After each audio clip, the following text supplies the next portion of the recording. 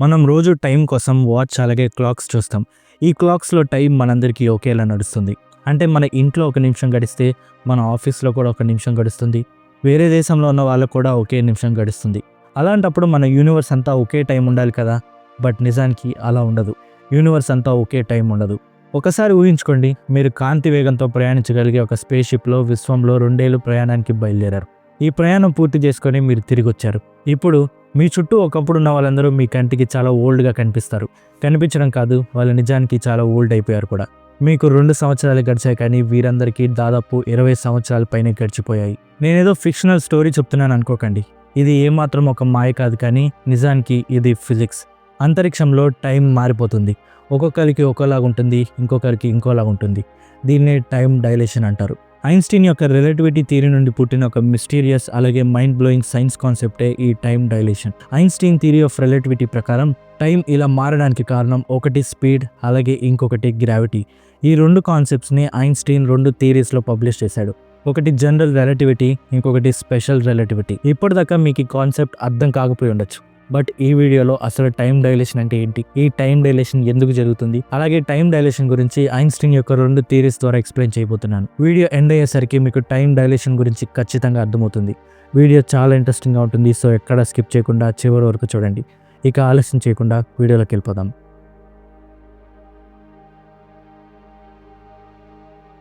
కొన్ని శతాబ్దాలుగా ప్రపంచమంతా ఒకటే నమ్మింది. అదే టైం అన్ని చోట్ల అందరికీ ఒకటే ఉంటుంది. జస్ట్ భూమి మీద కాదు, విశ్వంలోని ప్రతి మూల ఒకటే ఉంటుంది. చరిత్రలో అతి గొప్ప శాస్త్రవేత్త ఐజాక్ న్యూటన్ టైం గురించి, టైం అనేది మన విశ్వంలో ఒక జైంట్ క్లాక్ అని వర్ణించాడు. ఈ జైంట్ క్లాక్ ప్రతి చోట ఒకే రకంగా నడుస్తుంది. ఎర్త్ మీదైనా, మూన్ మీదైనా ఒక సెకండే. ఇక్కడ ఒక సెకండ్ గడిస్తే అక్కడ కూడా ఒక సెకండే గడుస్తుంది. సో టైం అనేది ప్రతి ఒక్క అబ్జర్వర్కి ఒకటే ఉంటుంది. ఇదే న్యూటన్ చెప్పింది, ఇదే ప్రపంచమంతా నమ్మింది. బట్ 19వ శతాబ్దంలో సైంటిస్టులు లైట్ వింతగా బిహేవ్ చేయడం కనిపెట్టారు. సైంటిస్ట్ లైట్ యొక్క స్పీడ్ని కనిపెట్టారు. లైట్ ఎంప్టీ స్పేస్లో ప్రతిసారి ఒకే కాన్స్టెంట్ స్పీడ్లో ట్రావెల్ చేస్తుందని కనిపెట్టారు. లైట్ సోర్స్ నుండి దూరంగా వెళ్ళినా, దగ్గరకు వచ్చిన లైట్ సెకండ్కి 3 లక్షల కిలోమీటర్ల వేగంతో ప్రయాణిస్తుంది. బట్ ఈ ఒక్క డిస్కవరీ వల్లే సైంటిస్ట్కి మరిన్ని డౌట్స్ కూడా మొదలయ్యాయి. అదే టైంలో స్టోరీలోకి ఒక యువ శాస్త్రవేత్త ఎంట్రీ ఇచ్చాడు. అతనే ఆల్బర్ట్ ఐన్స్టైన్. 1905లో ఆల్బర్ట్ ఐన్స్టైన్ పబ్లిష్ చేసిన థియరీ పేరు స్పెషల్ రిలేటివిటీ. ఈ స్పెషల్ రిలేటివిటీలోనే ఐన్స్టైన్ టైం డైలేషన్ స్పీడ్ వల్ల ఎలా జరుగుతుందో ఎక్స్ప్లెయిన్ చేశాడు. సో ఈ థియరీని సింపుల్గా మీకు ఎక్స్ప్లెయిన్ చేస్తాను. సో ఒక ఆబ్జెక్ట్ యొక్క స్పీడ్ టైంని ఎలా ఎఫెక్ట్ చేస్తుందో తెలుసుకోవాలంటే ముందుగా 2 ఎగ్జాంపుల్స్ చూద్దాం. ఊహించుకోండి, మీరు ఒక ట్రైన్లో ట్రావెల్ చేస్తున్నారు. అప్పుడే స్టేషన్ వచ్చింది. బట్ ఈ స్టేషన్లో మీ ట్రైన్ ఆగదు. బట్ ఈ స్టేషన్లో ప్లాట్ఫామ్ మీద మీ ఫ్రెండ్ నిలబడి ఉన్నాడు. మీరున్న ట్రైన్ కాన్స్టెంట్ వెలాసిటీతో ట్రావెల్ చేస్తుంది. కాన్స్టెంట్ వెలాసిటీ అంటే సేమ్ స్పీడ్, సేమ్ డైరెక్షన్లో ట్రావెల్ చేయటం. ఫర్ ఎగ్జాంపుల్, మీ ట్రైన్ గంటకి 100 కిలోమీటర్ల వేగంతో ప్రయాణిస్తుంది. సో 100 km/hకి స్పీడ్ ఏమాత్రం తగ్గదు, ఏమాత్రం పెరగదు. అలాగే డైరెక్షన్ కూడా సేమ్ ఉంటుంది. స్టేషన్ రాగానే ట్రైన్లో ఉన్న మీరు మీ ఫ్రంట్ సీట్ వైపు ఒక బాల్ని 20 కిలోమీటర్ల వేగంతో విసిరేశారు. సో మీకు ఆ బాల్ యొక్క స్పీడ్ 20 km/hగా కనిపిస్తుంది. ఎందుకంటే మీరు రెస్ట్ పొజిషన్లో ఉన్నారు. ట్రైన్ మూవ్ అవుతున్నా కానీ మీరు ట్రైన్లో రెస్ట్ పొజిషన్లోనే ఉన్నారు. ఇది సిచ్యువేషన్ నెంబర్ 1. బాగా అర్థం కావడానికి ఈ సిచ్యువేషన్ని మళ్ళీ చెప్తాను. మీరు ఒక ట్రైన్లో ట్రావెల్ చేస్తున్నారు. అప్పుడే ఒక స్టేషన్ వచ్చింది. బట్ ఈ స్టేషన్లో మీ ట్రైన్ ఆగదు.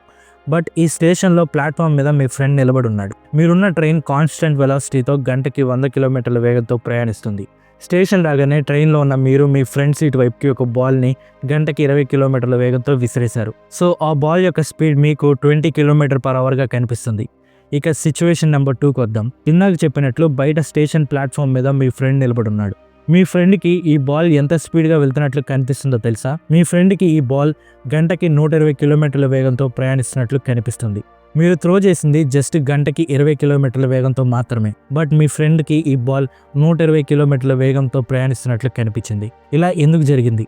దీన్నే గెలీలియన్ రిలేటివిటీ అంటారు.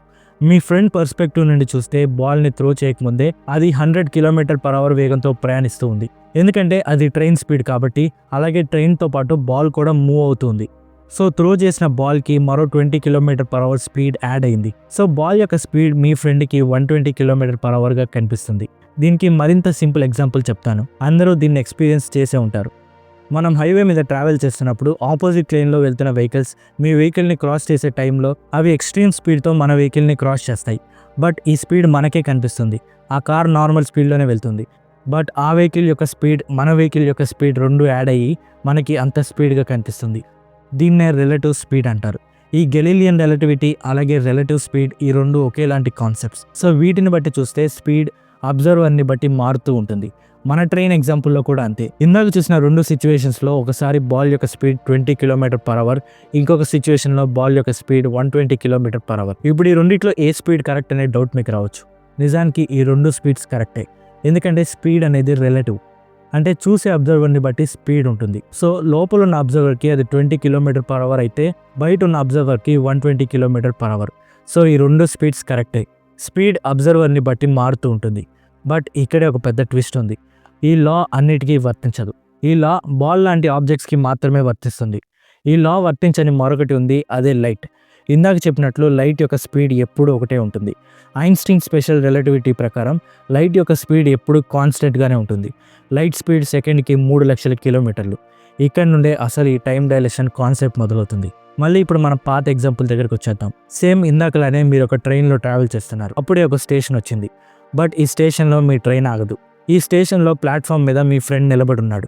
మీరున్న ట్రైన్ కాన్స్టెంట్ వెలాసిటీతో గంటకి 100 కిలోమీటర్ల వేగంతో ప్రయాణిస్తుంది. స్టేషన్ రాగానే ట్రైన్లో ఉన్న మీరు ఫ్రంట్ సీట్ వైపు ఒక టార్చ్ లైట్ని ఫ్లాష్ చేశారు. సో లైట్ స్పీడ్ సెకండ్కి 3 లక్షల కిలోమీటర్లు. సో మీకు ఈ లైట్ సెకండ్కి 3 లక్షల కిలోమీటర్ల వేగంతో ఫ్రంట్ సీట్ వైపు ఫ్లాష్ అయినట్లే కనిపిస్తుంది. ఇందాక చెప్పినట్లు 2 సిచ్యువేషన్స్లో అంతే ఉంటుంది.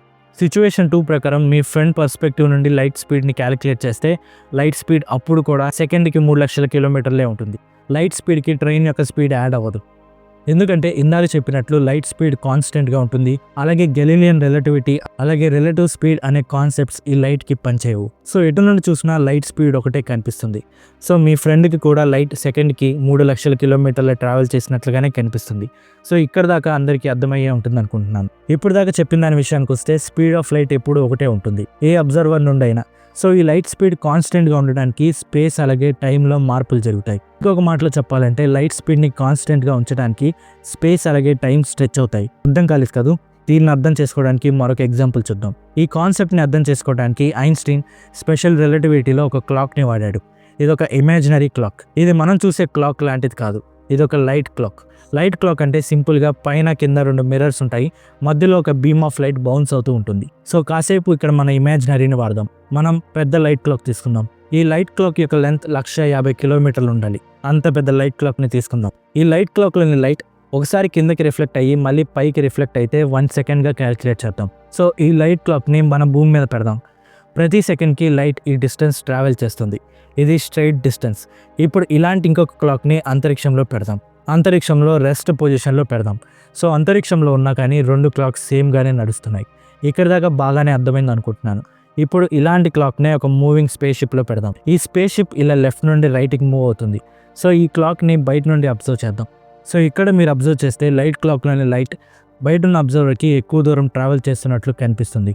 అంతేకాదు మనకి ఈ క్లాక్ కొద్దిగా స్లో అయినట్లు కనిపిస్తుంది, ఎందుకంటే క్లాక్ భూమి మీద కానీ అంతరిక్షంలో కానీ రెస్ట్ పొజిషన్లో ఉంటే జస్ట్ ఈ డిస్టెన్స్ మాత్రమే ట్రావెల్ చేయాలి. బట్ మీరు గమనించినట్లయితే స్పేస్ షిప్లోని క్లాక్ మనకి కనిపించేటప్పుడు ఇది ఒక జిగ్జాగ్ పాత్లో ట్రావెల్ చేస్తుంది. సో ఈ స్ట్రైట్ డిస్టెన్స్ కంటే జిగ్జాగ్ డిస్టెన్స్ ఎక్కువ. ఇక్కడే ఒక ట్విస్ట్ ఉంది, బాగా వినండి. స్పేస్ షిప్లో ఉన్న వ్యక్తికి ఈ లైట్ క్లాక్ మనకి భూమి మీద ఎలా నార్మల్గా ఉందో అలానే కనిపిస్తుంది. బట్ బయట నుండి చూస్తున్న మనకి ఈ క్లాక్ స్లో అయినట్లు కనిపిస్తుంది. లోపల ఉన్న వ్యక్తికి క్లాక్లోని లైట్ స్ట్రైట్ డిస్టెన్స్ ట్రావెల్ చేస్తున్నట్లే కనిపిస్తుంది. బట్ బయట నుండి చూస్తున్న మనకి క్లాక్లోని లైట్ జిగ్జాగ్ పాత్లో ట్రావెల్ చేస్తున్నట్లు కనిపిస్తుంది. స్పేస్ షిప్లో ఉన్న క్లాక్ ఎందుకు స్లో అయింది అనే విషయానికి వస్తే ఇక్కడ ఇందాక చెప్పినట్లు లైట్ స్పీడ్ని కరెక్ట్ చేయడానికి టైం అడ్జస్ట్ అయింది. దీన్ని మరింత బాగా అర్థం చేసుకోవడానికి ఇందాక చెప్పిన లెన్స్ని ఒకసారి చూద్దాం. ఈ క్లాక్ ఎంత పెద్దదంటే ఈ క్లాక్ యొక్క లెంత్ 150,000 కిలోమీటర్లు. ఇప్పుడు ఈ ఎక్స్పెరిమెంట్ని మళ్ళీ రిపీట్ చేద్దాం. ఈ ఎక్స్పెరిమెంట్లో ఒక అతిపెద్ద ప్రాబ్లం ఉంది, అదే స్పీడ్ ఆఫ్ లైట్. ఇందాక చెప్పినట్లు ఈ క్లాక్ యొక్క లెంత్ 150,000 కిలోమీటర్లు. ఇందాక మరో విషయం కూడా చెప్పాను, లైట్ క్లాక్లోని లైట్ బీమ్ ఒకసారి కింద మిర్రర్ని టచ్ చేసి మళ్ళీ పై మిర్రర్పై రిఫ్లెక్ట్ అయినప్పుడు 1 సెకండ్ అవుతుంది. సో ఈ లైట్ క్లాక్లోని లైట్ 150,000 ప్లస్ 150,000 కిలోమీటర్లు టోటల్గా 3 లక్షల కిలోమీటర్లు ట్రావెల్ చేస్తుంది. సో 1 సెకండ్కి లైట్ 3 lakhs కిలోమీటర్స్ ట్రావెల్ చేస్తుంది. ఇది ఫిజిక్స్ లాతో మ్యాచ్ అయింది, ఎందుకంటే లైట్ స్పీడ్ ఎప్పుడు కాన్స్టెంట్గా సెకండ్కి 3 లక్షల కిలోమీటర్లు మాత్రమే ఉంటుంది. ఇప్పుడు స్పేస్ షిప్లోని క్లాక్ తీసుకుందాం. ఇక్కడ 2 సిచ్యువేషన్స్ మనకు వస్తాయి, సిచ్యువేషన్ ఏ అలాగే సిచ్యువేషన్ బి. మొదటిగా సిచ్యువేషన్ ఏ. మనం కాసేపు స్పేస్ షిప్లోకి జూమ్ చేద్దాం. ఈ స్పేస్ షిప్లో ఉన్న వాళ్ళందరికీ ఈ లైట్ క్లాక్ సెకండ్కి 3,00,000 కిలోమీటర్లు మాత్రమే ట్రావెల్ చేస్తున్నట్లు కనిపిస్తుంది. సో ఈ సిచ్యువేషన్ ఏలో కూడా ఫిజిక్స్లో కరెక్ట్గానే ఉంది. ఈ సిచ్యువేషన్ ఏలో కూడా లైట్ సెకండ్కి 3,00,000 కిలోమీటర్లు మాత్రమే ట్రావెల్ చేస్తుంది. సో ఇప్పుడు సిచ్యువేషన్ బీకి వద్దాం. సిచ్యువేషన్ బీలో మనం మళ్ళీ ఈ స్పేస్ క్రాఫ్ట్లోని క్లాక్ని బయట నుండి అబ్జర్వ్ చేద్దాం. సో మనకి ఇందాక చూసినట్లే లైట్ జిగ్జాగ్ పాత్లో ట్రావెల్ చేస్తున్నట్లు కనిపిస్తుంది. ఈ జిగ్జాగ్ పాత్లో ట్రావెల్ చేస్తున్నప్పుడు టైం స్లో అయినట్లు మనకు కనిపిస్తుంది. ఇప్పుడు కాసేపు మరో సిచ్యువేషన్ ఊహిద్దాం. ఇలా జిగ్జాగ్ పద్ధతిలో ట్రావెల్ చేసినప్పుడు టైం స్లో అవ్వలేదు, క్లాక్ స్లో అవ్వలేదు అనుకుందాం. ఇక్కడే అతిపెద్ద ప్రాబ్లం ఉంటుంది. మన క్లాక్ యొక్క లెంత్ 150 కిలోమీటర్లు. సో ఇప్పుడు దాకా చూసిన క్లాక్స్ అన్నీ just up and down travel చేసి 3,00,000 కిలోమీటర్లు సెకండ్కి ట్రావెల్ చేశాయి. బట్ ఈ జిగ్జాగ్ పాత్ని క్యాలిక్యులేట్ చేస్తే అప్ అండ్ డౌన్ 3,00,000 కిలోమీటర్ కంటే ఎక్కువ ఉన్నట్లు మనకు క్లియర్గా కనిపిస్తుంది. సో మన అండర్స్టాండింగ్ కోసం దీన్ని 3,75,000 కిలోమీటర్స్ అనుకుందాం. ఇందాక చెప్పినట్లు లైట్ ప్రతి సెకండ్కి పైకి కిందకి ఒకసారి ట్రావెల్ చేస్తుంది. అలాగే క్లాక్ స్లో అవ్వలేదు.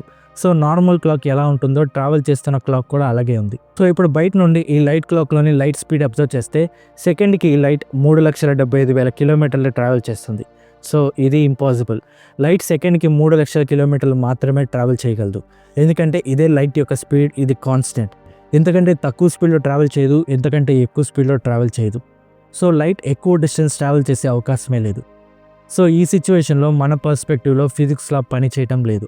లైట్ స్పీడ్ ఉండాల్సిన దానికంటే 1/4 ఎక్కువ ఉంది. సో దీన్ని కరెక్ట్ చేయడానికి టైం అనేది స్లో అవుతుంది. సో ఇందుకోసమే మనం చూసే టైం అనేది స్లో అవుతుంది. ఉదాహరణకు టైం 0.25 సెకండ్స్ స్లో అయింది అనుకోండి. అంటే మనకు సెకండ్ అయితే స్పేస్ షిప్లో 0.75 సెకండ్స్ మాత్రమే అవుతున్నాయి. సో మనకి 1.25 సెకండ్స్ అయితే స్పేస్ షిప్లో 1 సెకండ్ అవుతుంది. ఇందాక మనం చూసాం లైట్ పైకి కిందకి ఒకసారి ట్రావెల్ చేస్తే 1 సెకండ్ అవుతుంది. సో స్పేస్ షిప్లోని క్లాక్లో 1 సెకండ్ అయితే మనకి 1.25 సెకండ్స్ అయింది. అలాగే మన పర్స్పెక్టివ్ నుండి చూస్తే లైట్ 3,75,000 కిలోమీటర్లు ట్రావెల్ చేసింది. సో కరెక్ట్గా లైట్ 1.25 సెకండ్స్కి 3,75,000 కిలోమీటర్స్ మాత్రమే ట్రావెల్ చేయగలదు. సో కరెక్ట్గా మ్యాచ్ అయింది. సో టైం స్లో అయ్యాక క్యాలిక్యులేట్ చేస్తే స్పీడ్ కాన్స్టెంట్గానే ఉంది. సో లైట్ స్పీడ్ని కాన్స్టెంట్గా ఉంచడానికి టైం స్లో అయింది. సైంటిఫిక్ భాషలో చెప్పాలంటే లైట్ స్పీడ్ ఎప్పుడు ఒకటే ఉంటుంది కాబట్టి టైం అలాగే స్పేస్ అడ్జస్ట్ అవుతాయి. సో ఈ ఎగ్జాంపుల్ యొక్క సారాంశం ఏంటంటే ఆబ్జెక్ట్స్ మూవ్ అవుతున్నప్పుడు టైం స్లో అవుతుంది. ఇక్కడ మీకు ఒక డౌట్ రావచ్చు, నిజంగానే టైం స్లో అయిందా లేదా మనకు మాత్రమే స్లో అయినట్లు కనిపిస్తుందా అని. బట్ నిజానికి టైం స్లో అయింది. బట్ అది మనకి అంటే అవుట్ సైడ్ అబ్జర్వర్కి మాత్రమే కనిపిస్తుంది. స్పేస్ షిప్లో టైం స్లోగా రన్ అవుతున్నట్లు బయట నుండి చూసేవారికి కనిపిస్తుంది. బట్ ఇక్కడ ఒక మ్యాజిక్ ఉంది. స్పేస్ షిప్లో ఉన్న వారికి అంతా నార్మల్గానే ఉంటుంది. వారికి టైం కరెక్ట్గానే గడుస్తుంది.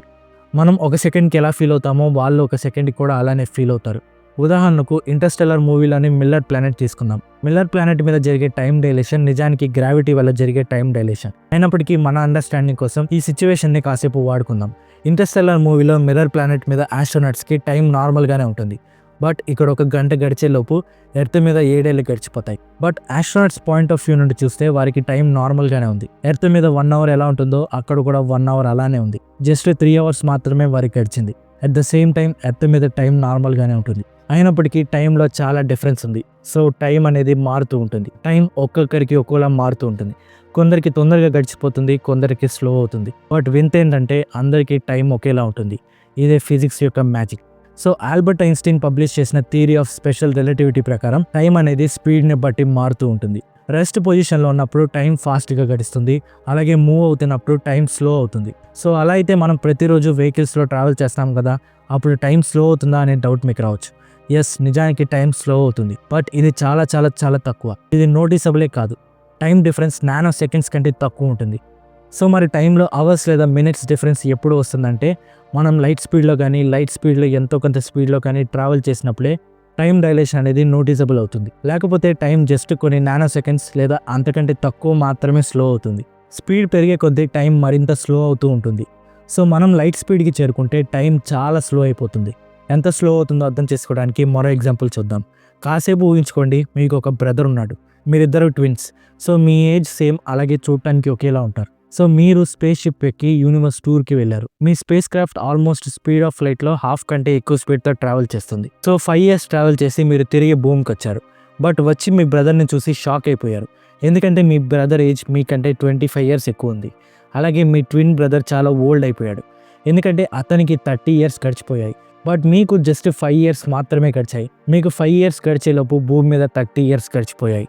సో ఎక్కువ స్పీడ్లో ట్రావెల్ చేసినప్పుడు టైం చాలా స్లో అయిపోతుంది. ఈ ఎగ్జాంపుల్నే ట్విన్ పారాడాక్స్ అంటారు. సో ఇప్పుడు మీకు టైం డైలేషన్ అర్థమయ్యే ఉంటుంది. ఈ టైం డైలేషన్కి ఐన్స్టీన్ ఇచ్చిన ఫార్ములా ఇది.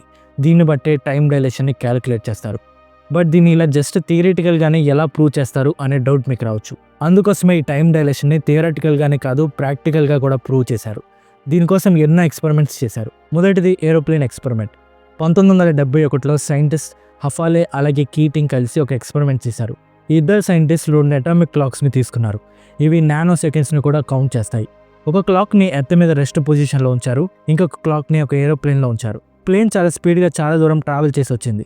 ఈ 2 క్లాక్స్ని ఒకే టైంలో స్టార్ట్ చేశారు. ప్లేన్ ట్రావెల్ చేసి తిరిగి ల్యాండ్ అయ్యాక 2 క్లాక్స్ని అబ్జర్వ్ చేస్తే 2 క్లాక్స్లో టైం డిఫరెన్స్ కనిపించింది. ప్లేన్లోని క్లాక్లో టైం 60 నానో సెకండ్స్ తక్కువ గడిచింది. సో ఈ ఎక్స్పెరిమెంట్తో స్పీడ్ వల్ల జరిగే టైం డైలేషన్ ప్రూవ్ అయింది. ఈ టైం డైలేషన్ని ఐన్స్టీన్ యొక్క ఫార్ములాతో క్యాలిక్యులేట్ చేస్తే కూడా కరెక్ట్ వాల్యూ వచ్చింది. సో ఐన్స్టీన్ యొక్క ఈ థియరీ 100% ప్రూవ్ అయింది. బట్ దీనికి కూడా కొన్ని కండిషన్స్ ఉన్నాయి. స్పీడ్గా ట్రావెల్ చేసిన ప్రతిసారి టైం స్లో అవడం అనేది శాటిలైట్స్కి తక్కువ వర్తిస్తుంది. నిజానికి వర్తిస్తుంది, బట్ అంతకంటే ఎక్కువగా మరో ఫిజిక్స్లో కూడా పనిచేస్తుంది, అదే గ్రావిటీ. సో శాటిలైట్స్లో టైం డైలేషన్కి స్పీడ్ ఒకటే కారణం కాదు, గ్రావిటీ కూడా కారణమే. సో దీనికి సమాధానం మీకు నెక్స్ట్ వీడియోలో అర్థమవుతుంది. టైం స్పీడ్ అవుతుందా లేదా స్లో అవుతుందా అనేది పక్కన పెడితే శాటిలైట్స్ దగ్గర టైం డైలేషన్ జరుగుతుంది. నిజానికి మనమందరం అసలైతే ఈ టైం డైలేషన్ ఎక్స్పీరియన్స్ చేయాలి, బట్ ఈ విషయం మనకి తెలియదు. మనం ప్రతిరోజు ఏదో ఒక టైంలో శాటిలైట్స్ హెల్ప్ తీసుకుంటాం, ఇంటర్నెట్కి కానీ జీపీఎస్ కోసం కానీ. సో లెక్క అయితే మనం దీన్ని ఫేస్ చేయాలి, బట్ మధ్యలో సైంటిస్టులు దీన్ని సరి చేస్తారు. సో మనకి ఇవి యూస్ చేసేటప్పుడు ఎలాంటి ఎర్రర్స్ రావు. సో టైం డైలేషన్ అనేది ప్రాక్టికల్గా ప్రూవ్ అయింది. ఈ వీడియో అంతట్లో మీకు ఇంకొక డౌట్ వచ్చే ఉంటుంది, అదే అసలు టైం అనేదే కనిపించదు, ఎలా ఉంటుందో తెలియదు, బట్ టైం ఎలా స్లో అవుతుంది అని. నిజమేంటంటే అసలు టైం అంటే ఏంటి అనే దానికి ప్రాపర్ డెఫినేషనే లేదు. ఐన్స్టీన్ ప్రకారం స్పేస్ అలాగే టైం కలిసి స్పేస్ టైం ఏర్పడుతుంది. ఇది విశ్వంలోని ఒక బ్లాంకెట్ లాంటిది. సో ఐన్స్టీన్ ప్రకారం టైం అనేది ఒక వింత కాదు, ఒక మ్యాజిక్ కాదు, ఇది కూడా గ్రావిటీ స్పీడ్ లాగా ఒక సైన్స్ కాన్సెప్టే. సో ఒక సైన్స్ కాన్సెప్ట్ అయినప్పుడు టైం మారడంలో వింతేముంది. సో అందుకే టైం మారుతూ ఉంటుంది, ఒక్కొక్కరికి ఒక్కోలా ఉంటుంది. ఇది Einstein theory of special relativity ప్రకారం టైం డైలేషన్. బట్ దీంతో పాటు స్టార్టింగ్లో చెప్పినట్లు మరొక రకమైన టైం డైలేషన్ కూడా ఐన్స్టీన్ ఎక్స్ప్లెయిన్ చేశాడు, అదే time dilation due to gravity. ఈ కాన్సెప్ట్ని నెక్స్ట్ వీడియోలో చెప్పబోతున్నాను. సో మిస్ అవ్వకుండా ఉండడానికి ఛానల్ని సబ్స్క్రైబ్ చేసి పెట్టుకోండి. సో ఇది టైం డైలేషన్ యొక్క ఫస్ట్ పార్ట్. వీడియో నచ్చితే లైక్ చేసి సబ్స్క్రైబ్ చేయండి. వీడియో మీకు ఎలా అనిపించిందో కామెంట్ చేయండి. మళ్ళీ కలుద్దాం మరొక ఇంట్రెస్టింగ్ సైన్స్ వీడియోతో. Thanks for watching.